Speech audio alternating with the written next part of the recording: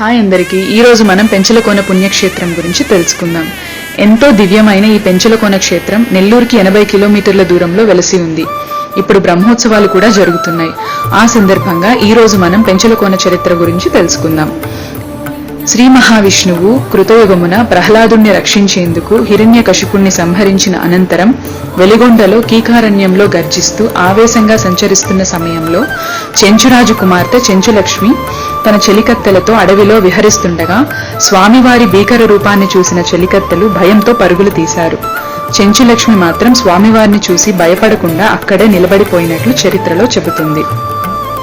ఆమె ధైర్య సాహసాలకు మెచ్చి ఆమెను వివాహం చేసుకుని ఆ సుందర వనితతో శిలారూపం దాల్చారు స్వామివారు.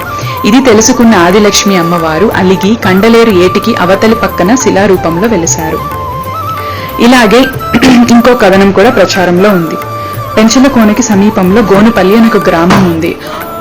ఒక గొర్రెల కాపరికి స్వామివారు వృద్ధుడి రూపంలో కనిపించి, ఇక్కడ నరసింహ స్వామివారు ఉన్నారు, వెతికి తీసి ఆలయాన్ని నిర్మించండి అని చెప్పారు. అదే విషయాన్ని వెనుతిరగకుండా వెళ్లి ఊర్లో చెప్పమన్నారు.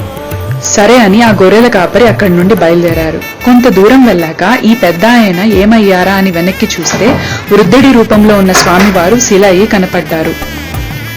జరిగిన విషయానికి ఆశ్చర్యానికి లోనయ్యి గ్రామానికి వెళ్లి ప్రజలందరికీ జరిగిన విషయం మొత్తం చెప్పి స్వామివారిని వెలికి తీసి ఆలయాన్ని నిర్మించి పూజా కార్యక్రమాలు మొదలుపెట్టారు. సో ఇది అండి మన పెద్దవాళ్ళు చెప్పే పెంచలకోన యొక్క చరిత్ర.